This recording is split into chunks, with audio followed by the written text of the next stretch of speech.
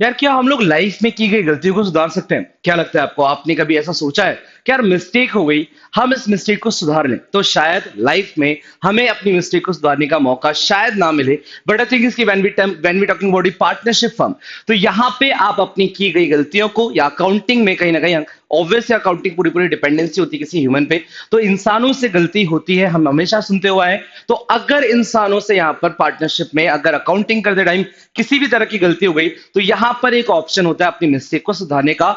और इसी थॉट के साथ एक कॉन्सेप्ट यहां पर अराइज होता है, which is to be known as pass adjustment. Is it? तो होता क्या है पास एडजस्टमेंट, करते क्या इसके अंदर, एंड कैसे ये पॉसिबल है कि कोई गलती अगर हो गई हो अपनी बुक्स ऑफ अकाउंट को मेंटेन करते हुए, तो आप उस मिस्टेक को सुधार सकते हो। कि बच्चा, तो चलिए इसी इसी थॉट के साथ कि अपनी मिस्टेक को सुधारेंगे कैसे, इस थॉट के साथ हम आगे बढ़ते हैं। एंड थिंक की यहां पर हम स्टार्ट करते हैं the most important session of examination point of view के बेसिस पे। अगर मैं यहाँ पे बात करूं, बहुत ज्यादा बेनिफिशियल होने वाला है आपका ये सेशन, तो एंड तक बने रहेगा। This is Mehtab Alam, your competitor, and start करें अपन यहाँ पे पास एडजस्टमेंट के बारे में एंड देखते हैं कि what is the meaning of pass adjustment. होता क्या भाई पास एडजस्टमेंट? तो क्या करना है, सिंपल सिंपल सी बात है, कुछ चीजें मैं आपके साथ शेयर कर दूं एंड उसके बाद फिर हम इसको करेक्ट करना चालू करेंगे। यानी प्रॉब्लम क्या है भाई लाइफ में? प्रॉब्लम ये है यहाँ पर हमें अकाउंटिंग को बनाते टाइम या अकाउंटिंग करते टाइम अगर हमसे कुछ इस तरह की मिस्टेक हुई, यानी if the after preparation of final account of firm it is found that some errors of commission in account has occurred, then such error as omission are rectified। तो बच्चा यहाँ पे दो टर्म यूज किए गए, यहाँ पे दो टर्म यूज किए गए कि जब आप अकाउंटिंग करते हो तो अकाउंटिंग करते टाइम आपसे दो तरह की मिस्टेक्स हो जाती है, एंड वो मिस्टेक्स को क्लासिफाइड किया गया दो डिफरेंट कैटेगरीज के अंदर। फर्स्ट विल बी बच्चा error of omission, and thing इसकी एरर ऑफ कमीशन। तो पहले तो इन दो टर्म्स को समझते हैं, what is the meaning of error of omission and error of commission. तो बच्चा एरर ऑफ कमीशन का मतलब है कोई वैल्यू आपने गलत लिख दी, कोई अकाउंट आपने गलत यूज कर लिया, आपको कोई अमाउंट देना था, लाइक फॉर एग्जांपल मुझे इंटरेस्ट ऑन कैपिटल जो है एज अ फर्म के लिए, फर्म जब कैलकुलेट करता था इंटरेस्ट ऑन कैपिटल, तो फर्म को 10% का इंटरेस्ट ऑन कैपिटल देना था अपने पार्टनर्स को, बट बाय मिस्टेक हमने उसको 5% कैलकुलेट कर दिया, तो भाई मिस्टेक हो गई। यस सर, मतलब देना नहीं भूले आप, इंटरेस्ट ऑन कैपिटल आपने दिया तो है बट गलत अमाउंट से दे दिया, तो एक तो ये मिस्टेक हो गई। तो जब भी आपकी कोई गलत अमाउंट आ जाए या सपोज जो फिगर्स हैं वो गलत हो जाए, तो उस सिनेरियो में हम क्या बोलते हैं, this is consider as an example of error of commission. And अगर आप कुछ देना ही भूल गए हो, किसी पार्टनर को सैलरी देनी थी, किसी पार्टनर को इंटरेस्ट ऑन कैपिटल देना भूल गए, किसी पार्टनर को कमीशन देना भूल गए, सो ऐसी चीजें जिसमें आपने पूरी तरह से गलती कर दिया, आप भूल गए हो देना, तो ये सारे जो एरर्स होते हैं इसको बोला जाता है एरर ऑफ ओमिशन। ओके, सो यहां पे आपको थॉट्स क्लियर होने चाहिए कि एरर ऑफ कमीशन क्या होता है एंड थिंग्स की एरर ऑफ ओमिशन क्या होता है। तो चलिए आगे बढ़ेंगे। हम ये बोल रहे हैं कि भाई अगर एरर ऑफ कमीशन या एरर ऑफ ओमिशन पाया जाता है कि ऐसी कुछ एरर्स हमसे हो गए, तो हम उसको रेक्टिफाई कर सकते हैं। क्या बोला जाता है भाई कि it is possible for us to rectify in the next year by passing an adjustment entry. एक रेक्टिफाइंग एंट्री बोल दो या एक एडजस्टमेंट एंट्री बोल दो, इस एंट्री को पास करके आप इजीली अपनी मिस की गई मिस्टेक को रेक्टिफाई कर सकते हो, यानी कि ठीक कर सकते हो। उस मिस्टेक की वजह से बुक्स ऑफ अकाउंट में जो भी सफल हुआ होगा, जो भी ब्लंडर आया होगा, वो सारी चीजें आप यहां पे ठीक कर सकते हो उस एडजस्टमेंट एंट्री के साथ। बट हाँ, एडजस्टमेंट एंट्री ऐसा रैंडम तो करनी ही नहीं है, कुछ लॉजिक हमारे पास होना चाहिए। तो वो लॉजिक क्या होगा, कैसे होगा, उसके बारे में बात करेंगे।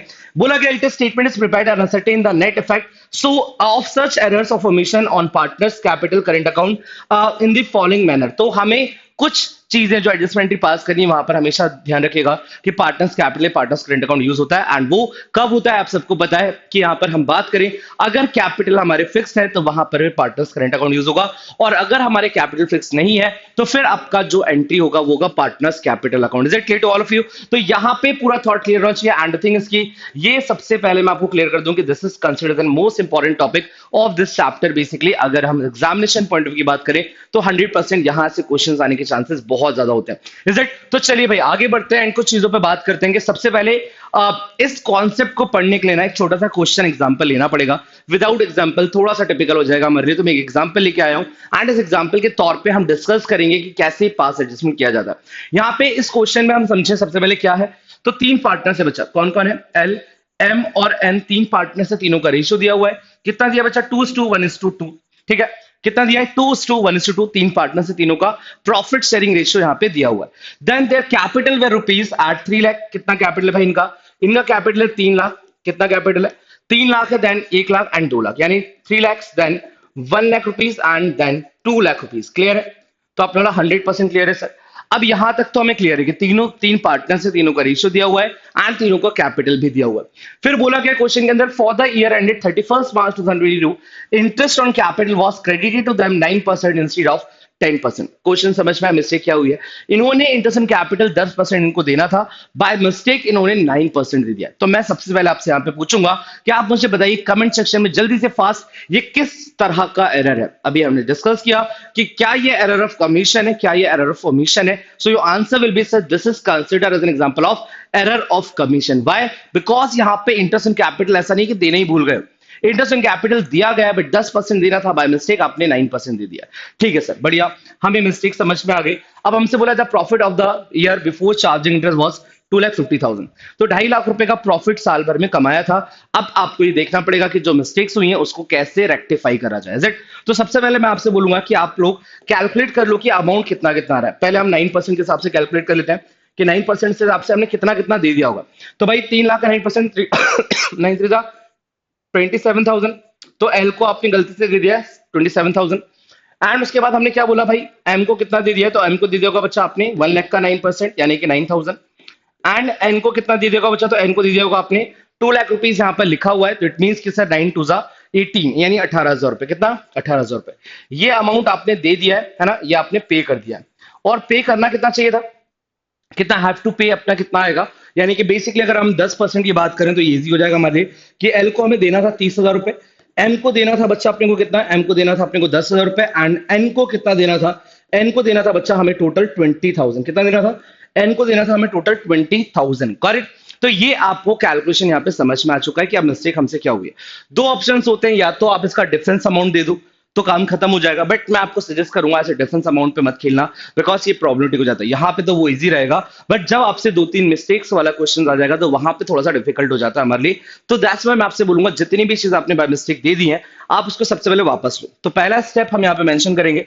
उससे पहले मैं आपको बता दूं कि अगर हमारा टास्क है रेक्टिफाइंग एंट्री पास करना, हमारा टास्क है रेक्टिफाइंग या एडजस्टमेंट एंट्री पास करना, तो इसको पास करने के लिए we have to create in table. Okay, and वो टेबल को हम क्या बोलते हैं बच्चा? तो हम बोलते हैं एनालिटिकल टेबल। क्या बोलते हैं? एनालिटिकल टेबल, यानी हम किसी चीज को फाइंड आउट करें उस टेबल के जरिए। राइट? तो चलिए एक टेबल हमारा बनेगा, एंड वो टेबल क्या बनेगा, कैसे बनेगा? तो मैं सबसे पहले कुछ स्टेप्स यहाँ पे लिखते जाता हूं ताकि आप लोग क्लैरिटी रहे। सबसे पहला टास्क होता है हमारा स्टेप 1 की अगर हम बात करें कि जब आपका पास एडजस्टमेंट आता है, सबसे पहला टास्क होता है कि you have to find out the errors. क्या निकालना पड़ेगा बच्चा? आपको फाइंड आउट द एरर्स, आपको एरर्स निकालने पड़ेंगे, है ना? आपको एरर्स निकालने पड़ेंगे कि वो एरर है कौन सा, क्या वो कमीशन है या फिर वो ओमिशन है। Is it? तो हमने यहाँ पे क्वेश्चन में फाइंड आउट कर लिया, पहले स्टेप पे हम क्लियर हो गए और हमें पता चल गया कमीशन है। कमीशन है तो कमीशन पे आपको सिखाया जाता है कि आपको क्या करना है, आपको कॉन्सेप्ट के साथ से टेकन बैक करना है जो आपने मिस्टेक कर दी है। यानी कि यहाँ पे 9% जो आपने दे दिया है उसको आप वापस ले लो, टेकन बैक कर लो, एंड फिर आप करेक्टली जो है वो आप पे कर दो। यानी जो करेक्ट अमाउंट है, तो करेक्ट अमाउंट यानी कि 10%, करेक्ट अमाउंट की अगर हम बात करें तो यानी कि 10% जो है वो हम लोग क्या करेंगे? वापस कर देंगे, है ना? यानी कि 10% दे देंगे। तो ये वाला थॉट हमारा स्टेप 1 कहलाता है। स्टेप 2 जब इतना समझ में आ गया तो स्टेप 2 होता है भैया हमें क्या बनाना पड़ेगा? स्टेप 2 में हमें टेबल बनाना पड़ेगा, and which is to be known as कौन सा वाला टेबल बच्चा? तो उसको हम लोग बोलते हैं एनालिटिकल टेबल। क्या बोलते हैं उसको? हम लोग बोलते हैं एनालिटिकल टेबल। अब एनालिटिकल टेबल बनाने के कुछ रूल्स एंड रेगुलेशंस हैं, जितने भी पार्टनर्स हैं सबकी कॉलम बना दो, ठीक है ना? यानी कि अगर यहाँ पे 3 पार्टनर्स हैं तो आपको एल का कॉलम बनेगा, एन का कॉलम बनेगा, एंड एन का कॉलम बनेगा, और एक कॉलम जो मैंडेटरी होगा वो होगा फर्म का कॉलम, क्योंकि आपको ऑब्वियस से पता है कि जो ट्रांजेक्शन्स हुए हैं एंड उन ट्रांजेक्शन में जो भी मिस्टेक्स हुई हैं इसका इंपैक्ट बच्चा हमारे पार्टनर्स एंड पार्टनरशिप फर्म के बीच में हो रहा हो। क्लियर है? तो आपने बोला 100% क्लियर है सर। चलिए दैट्स ग्रेट। सो मैंने क्या बोला? 3 पार्टनर्स अगर तो 3 पार्टनर्स के कॉलम हो गए और एक फर्म का कॉलम हो गया। अब हमारा अगला टास्क होता है बच्चा सारे ही कॉलम को क्लासिफाई कर देना डेबिट एंड क्रेडिट के फॉर्म में। यानी एल का 2 कॉलम, देन एम का 2 कॉलम क्लासिफाइड हो जाएगा, एन का 2 कॉलम क्लासिफाइड हो जाएगा, और फर्म का भी 2 कॉलम क्लासिफाइड हो जाएगा। ये क्लासिफिकेशन करने का पर्पस क्या था कि सारे अमाउंट, सारे ही कॉलम पे हमें डेबिट एंड क्रेडिट लिखना है। क्या लिखना है भाई? Debit and credit, and debit and credit. Is it? इसी कॉन्सेप्ट को आप लोग डिफरेंट डिफरेंट मेथड से करते हो। कोई टीचर्स आपको, कोई फैकल्टीज आपको डिफरेंट मेथड से भी करवा सकता है, गलत वो भी नहीं है, गलत ये भी नहीं है। आप इस मेथड से करो, आप उस मेथड से करोगे, दोनों में ही आपके जो आंसर्स हैं वो सही आएंगे एंड दोनों ही सीबीएसई में कंसिडर किया जाएगा और या आपके किसी भी एग्जामिनेशन में कंसिडर किया जाएगा, तो आप उसको बिल्कुल रेडी रहेगा। ये मत सोचेगा कि हमारे टीचर ने तो बोला है कि उसी मेथड से करना है, तो ऐसा कुछ भी नहीं है। ये ज्यादा इजीएस्ट मेथड है एंड ज्यादा लॉजिकल है। इसमें बहुत ज्यादा आपको ना अज्यूम नहीं करना पड़ता, एक सिस्टमेटिक प्रोसीजर को हमें फॉलो करना होता है। तो जैसे मैंने ये टेबल बनाना था, आपको मैंने समझा दिया, 3 पार्टनर्स के double double double double column and एक फर्म का कॉलम। तो ये कुछ इस तरीके से देखेगा बच्चा, ये कुछ टेबल इस तरीके से देखेगा। मैं यहाँ पे लिख देता हूं कि ये हो गया हमारा एनालिटिकल टेबल। क्या हो गया बच्चा हमारा, ये हो गया हमारा एनालिटिकल टेबल। आपने देखा होगा यहाँ पे क्या दिख रहा है आपको कि एल का कॉलम बनाया पहले, सीरियल नंबर, पर्टिकुलर्स, ये तो आपका दो मैंडेटरी है column, is it, serial number and particulars, ये आपका मैंडेटरी। उसके बाद देखो आपने एल का कॉलम देखा, एल की कॉलम में डेबिट और क्रेडिट, इज इट। देन आपने एम का कॉलम देखा, डेबिट और क्रेडिट। देन आपने एन का कॉलम देखा बच्चा, डेबिट एंड क्रेडिट। और फिर आपने फर्म का कॉलम देखा, debit and credit, is it.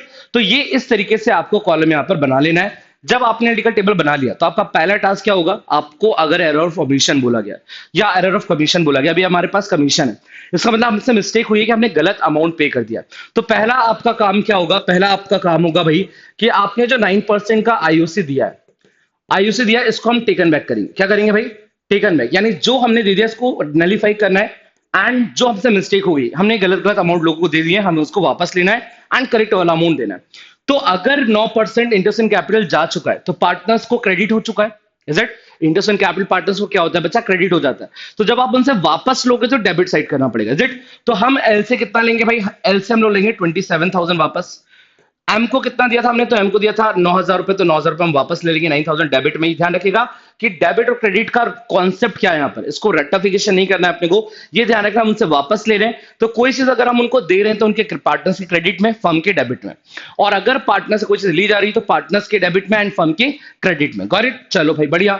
Then N की अगर हम बात करें तो एन से हम वापस ले रहे हैं 18,000, क्लियर है। और ये सारा पैसा जब वापस आ रहा है, किसके पास वापस आ रहा है, ये सारा पैसा वापस आ रहा है फर्म के पास। तो ये सारा अमाउंट क्या हो जाएगा बच्चा, आप बोलोगे सर ये हमारा क्रेडिट साइड पे चला जाएगा। कितना चला जाएगा, तो 27,000 प्लस 18,000 9,000 है, यानी कि 27 एंड 27 54,000, कितना आ जाएगा, 54,000 फर्म के पास आ गया।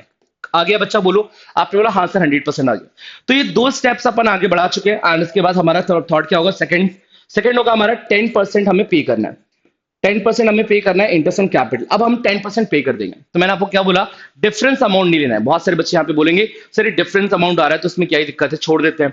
बट अपन को डिफरेंट अमाउंट यहाँ पे नहीं लेना है, डिफरेंसेस नहीं लेने, यहाँ पर 9% 10% का अपने को जितना भी अपन ने पे कर दिया बाय मिस्टेक वो वापस लीजिए एंड जो करेक्ट वाला है वो आप पे कर दो। करेक्ट, तो यहां तक तो हमें कोई टेंशन वाली बात नहीं है। अब हमने बोला पार्टनर्स को हम पैसा दे रहे हैं, तो पार्टनर्स के क्रेडिट में 30,000। देन बच्चा यहाँ पे कितना आ जाएगा 10,000 एंड यहाँ पे कितना आ जाएगा, तो आपको सर यहाँ पे आ जाएगा आपका टोटल 20,000। और ये सब करने के बाद जो आपका पार्टनर का सॉरी फर्म का कॉलम आएगा। अब क्योंकि हम लोग पार्टनर्स को पैसा दे रहे हैं तो partners credit and firm debit, तो फर्म के पास से डेबिट कितना हो जाएगा बच्चा 60,000। तो हम लोग यहाँ पे आगे बढ़ने से पहले मैं आपको समझा दूं, ये दो स्टेप्स आप समझ गए तो आपने हाँ सर एरर फाइंड आउट करना है, सॉरी एरर फाइंड आउट करना है एंड टेबल बना लेना है, टेबल को फिल कर देना है एज पर द मिस्टेक। अब इसके बाद बच्चा हमारा टास्क क्या हो जाएगा, इसके बाद हमारा टास्क क्या हो जाएगा, यहाँ पे मैं लिख देता हूं कि यहाँ पे स्टेप 3 हम लिखते हैं, ठीक है ना। तो स्टेप 3 हो जाएगा बच्चा कि आपको जैसे आपने मिस्टेक को रेक्टिफाई कर दिया या लिख दिया, आपने मिस्टेक को आपने मेंशन कर दिया टेबल में, मिस्टेक मिस्टेक को आपने मेंशन कर दिया, अगर मेंशन कर दिया आपने टेबल के अंदर, तो आपका नेक्स्ट स्टेप क्या होगा, आपका नेक्स्ट स्टेप होगा बच्चा कि आपको क्या करना है, फर्म के कॉलम को बैलेंस करना है। फर्म के कॉलम को आपको क्या करना है, बैलेंस करना है। चलो भाई बैलेंस करें। चलो ये फोर्थ स्टेप पे हम लोग आ गए। हमने पहले मिस्टेक फाइंड आउट किया, हमने टेबल बनाया, टेबल पे अपनी मिस्टेक को मेंशन कर दिया एंड फोर्थ स्टेप पे हम आ गए जहां पे हमें अपने फर्म के कॉलम को बैलेंस करना है। तो चलो भाई बैलेंस कैसे करते हैं ये हम सीखते हैं। बैलेंस कैसे करते हैं, तो हमने बोला कि बैलेंस करने के लिए हमें ऑब्वियस हम तो भाई सब कुछ हमें पता है ऑलरेडी कि हम बैलेंस कैसे करते हैं बच्चा। तो हमने बोला इसका टोटल देखिए कहां पे ज्यादा है, तो भैया डेबिट साइड पे आ रहा है 60,000 और क्रेडिट साइड पे आ रहा है बच्चा 54,000। ओके, तो हमें बैलेंस निकालने के लिए क्या करना पड़ेगा, यहां पर भी लिखना पड़ेगा 60,000, इज इट। और 60,000 में से 54,000 गया तो कितना आ गया बच्चा 6,000 का बैलेंस। अब आपको यहाँ पे समझना है बच्चा 6,000 का जो बैलेंस आया वो कौन सा बैलेंस है भाई, क्रेडिट साइड पे बैलेंस आया। 6,000 का जो बैलेंस है वो क्रेडिट साइड पर आया है, तो इसका मतलब इट विल बी डिस्ट्रीब्यूटेड, यानी कि मैं आपको यहाँ पर अगले स्टेप लिख देता हूं कि जो भी बैलेंस निकलेगा, जो भी बैलेंस निकलेगा फोर्थ स्टेप में, it will be distributed between the partners, distributed between partners और किस रेशियो में बटेगा बच्चा? तो अपना सर डिस्ट्रीब्यूट होगा पार्टनर्स में उनके पीएसआर में, उनके पीएसआर में अपोजिट साइड पर। अगर क्रेडिट बैलेंस निकला है तो ऑब्वियसली वो पार्टनर्स को डेबिट में बटेगा, और अगर डेबिट बैलेंस निकलता है तो पार्टनर्स के क्रेडिट में बटता है। ये ध्यान रखिएगा, इसमें कोई भी कंफ्यूजन आप लोगों को नहीं होना चाहिए। तो अब 6000 आपका निकल गया है। मैं 6000 को कैलकुलेट यहां पे कर देता हूं कि कितना कितना बटेगा बच्चा। तो 6000 को रेशियो कितना दिया था हमारा? 2:1:2 इज इट? रेशियो कितना था भाई हमारा? 2:1:2। तो चलिए फटाफट बांट देते हैं। तो इंटू कितना हो जाएगा? 2/5, देन 5 1 एंड 5, सिंपल है भाई। कितना आ जाएगा? तो 5 1 एंड 5 2 इज इट? तो ये हो गया 2400। तो 2400, 1200 एंड 2400 ये आपका फाइनल निकल रहा है डिस्ट्रीब्यूशन। ठीक है, तो मैं यहाँ पर कैलकुलेट कर चुका हूं। एंड हम यहाँ पे क्या बोलेंगे कि क्रेडिट साइड की चीज है और हमें बांटना किसमें? डेबिट में। तो डेबिट में कितना बटेगा बच्चा? 2400। देन यहाँ पर कितना बचेगा? 1200 बटेगा। एंड यहाँ पे कितना बचेगा बच्चा? 2400 यहाँ पर हम लोग डिस्ट्रीब्यूट कर देंगे। तो अपन स्टेप 4 को कंप्लीट कर चुके हैं। स्टेप 4 हमें सिखाता है कि फर्म के कॉलम को क्या करने का? फर्म के कॉलम को बैलेंस करने का, एंड बैलेंस जो निकलेगा उस बैलेंस को पार्टनर्स के बीच में डिस्ट्रीब्यूट कर देंगे। अब डिस्ट्रीब्यूट कर दिया बच्चा, तो इसके बाद आपके लिए बहुत इजी चीज है स्टेप 5 की। अगर हम बात करें स्टेप 5 में आपको लिख देता हूं कि यहाँ पर स्टेप 5 क्या हो जाएगा, यहां लिख देता हूं अच्छा हम लोग। तो स्टेप 5 आप लोगों का हो जाएगा कि आपको पार्टनर्स के कॉलम का टोटल करना है। कि क्या करना है बच्चा? पार्टनर्स के कॉलम का क्या करना है? टोटल करना है। Is it? तो चलिए टोटल करना है। मैंने यहाँ पे बैलेंस वर्ड यूज नहीं किया है, बस टोटल करने का मतलब होता है कि पार्टनर का डेबिट कितना आ रहा है एंड क्रेडिट कितना आ रहा है, सिर्फ और सिर्फ प्लस करना है। तो चलो इसको हम लोग करते हैं, 5th स्टेप पे चलते हैं। एंड क्या बोला हमने यहाँ पर? हमें यहाँ पर टोटल करना है बच्चा, सिंपल सा थॉट है। तो जल्दी से टोटल करके बता दो मुझे कितना आ रहा है। तो 27 प्लस 2400 क्या कितना आ जाएगा? 29,400। ओके, चलो इसको दूसरे कलर से कर लेते हैं अपन, ताकि आप लोगों को क्लैरिटी ज्यादा रहे। तो हमने बोला यहाँ पर आ गया अपना 29,400। ओके, देन क्रेडिट्स पे कितना आ रहा है? सिर्फ और सिर्फ 30,000। कितना आ रहा है बच्चा? 30,000। यहाँ पे एम का डेबिट कितना आ रहा है? तो एम का डेबिट आ रहा है बच्चा 10,200। देन एम का क्रेडिट कितना आ रहा है बच्चा? सिर्फ और सिर्फ 10,000। देन एन का अगर हम बात करें तो यहाँ पे कितना आ रहा है बच्चा? तो आपने बोला 20,400, और इसके बाद हम क्रेडिट देखेंगे तो 20,000। तो बच्चा स्टेप 5 आपकी क्लियर हो गई। अब सिंपल सी बात है, क्वेश्चन कंप्लीट हो गया। स्टेप 6 आपको बस इतना करना है, आपको एक्सेस चेक करना है। आपको पार्टनर्स के डेबिट और क्रेडिट को कंपेयर करना है और एक्सेस चेक करना है कहां पे ज्यादा है। तो एम एल का कहां पे ज्यादा है बच्चा? एल का क्रेडिट साइड में ज्यादा है। एल का हमने क्या बोला? क्रेडिट साइड में ज्यादा है, 600 रुपए। दिख रहा है? आपने बोला हाँ सर 29 यहाँ पर कम है एंड यहाँ पर 30,000 रुपए, तो 600 रुपए ज्यादा है। एम का हमने चेक किया तो एम का ज्यादा कहां पर है? एम का डेबिट में ज्यादा है, 200 रुपए। क्लियर है? आपने बोला 100% करेक्ट है सर। एंड अगर हम एन की बात करें तो एन का कहां पे ज्यादा है बच्चों? एन का डेबिट ज्यादा है, 400 रुपए। तो ये जो आपने निकाला है इस पूरे टेबल को बना करके, यही आपकी एडजस्टमेंट एंट्री करवा रहा है। कैसे? आप सबको पता है यहाँ पर एम और एन डेबिट हो रहे हैं और यहाँ पर एल क्या हो रहा है बच्चा? तो एल यहाँ पर क्रेडिट हो रहा है। तो एंट्री क्या बनेगी अपनी? यहाँ पर रेक्टिफाइंग एंट्री की अगर हम बात करें बच्चा, तो रेक्टिफाइंग एंट्री बनेगी, यानी कि जो एडजस्टमेंट एंट्री जिसके आपको मार्क्स मिलेगा, जो आपको निकालने के लिए बोला गया था, तो वो एडजस्टमेंट एंट्री क्या हो जाएगी बच्चा यहाँ पर? तो आपने बोला सर एडजस्टमेंट एंट्री की अगर हम बात करें तो यहाँ पर हमारा एडजस्टमेंट एंट्री हो जाएगा, सिंपल सा थॉट है कि सर कौन कौन डेबिट था हमारा? यहाँ पर एम्स कैपिटल या एम्स करेंट अकाउंट लिख देते हम लोग यहाँ पर। अगर मान लीजिए एम्स करेंट अकाउंट डेबिट कितने से? सर 200 रुपए से एम का डेबिट निकला था। देन एन्स करेंट अकाउंट डेबिट, एन्स करेंट अकाउंट डेबिट कितना बच्चा? 400 से। और टू एल्स करेंट अकाउंट, कितना आ जाएगा? 600 से। Is it? ये हमारी एडजस्टमेंट एंट्री हुई और इसी को निकालने के लिए बोला गया था। अब ये अपन ने रैंडम नहीं निकाला, ये हमने फाइंड आउट किया पूरा प्रॉपर एक स्ट्रक्चर मेंटेन करके। और जब हमने वो स्ट्रक्चर बनाया तो we can easily find out the value, या we can say that we can easily pass the rectifying entry and we can say that the adjustment entry. ये एंट्री आप पास करोगे और जो भी मिस्टेक हमसे हुई थी वो मिस्टेक अपने आप ऑटोमेटिकली क्या होगी? बुक्स में रेक्टिफाई हो जाएगी। Is it? तो हमें सिखाया जाता है पास एडजस्टमेंट के अंदर सिर्फ और सिर्फ इन स्टेप्स को फॉलो करना। आप अगर इन स्टेप्स को फॉलो करते हो इजीली आप इस एडजस्टमेंट एंट्री तक पहुंच जाओगे एंड इजीली आप ये वाला पूरा काम जो है वो पूरा क्लियर कर लोगे। ओके बच्चों, तो ऑल दो आप लोग ने देखा यहाँ पर कि कॉन्सेप्ट लगता बट टिपिकल है। जब हम यहाँ पे पढ़ते हैं एंड साथ में मिलकर पढ़ते हैं तो सारे कॉन्सेप्ट आपके लिए बहुत ज्यादा इजी हो जाते हैं। राइट? तो ऑल द बच्चा we are going to conclude this session and the thing is कि इसी तरीके से मैं यहाँ पर आते रहूंगा। बट आपको यहाँ पे क्या करना है? आपको बताना है कमेंट सेक्शन में ये सेशन आपके लिए कितना हेल्पफुल था एंड द थिंग्स कि अपकमिंग डेज में आपको किस चैप्टर में प्रॉब्लम आ रहा है, कमेंट सेक्शन मुझे जरूर बताइएगा। एंड इसके बच्चा आपका अपना चैनल है, फटाफट जल्दी से सब्सक्राइब करो एंड अपने दोस्तों के साथ इस इंपॉर्टेंट सेशन को शेयर कीजिए ताकि वो भी इस सेशन का जो बेनिफिट है वो उठा पाए एंड उनके भी कॉन्सेप्ट्स क्लियर हो जाए, राइट? तो चलिए चलिए चलिए इन्हीं सारी बातों के साथ we are going to conclude this session. मिलते हैं अपन बहुत जल्द नेक्स्ट क्लास के अंदर बहुत सारे कॉन्सेप्ट के साथ, बहुत सारे नए क्वेश्चंस के साथ। अभी के लिए नहीं, thank you so much, bye bye.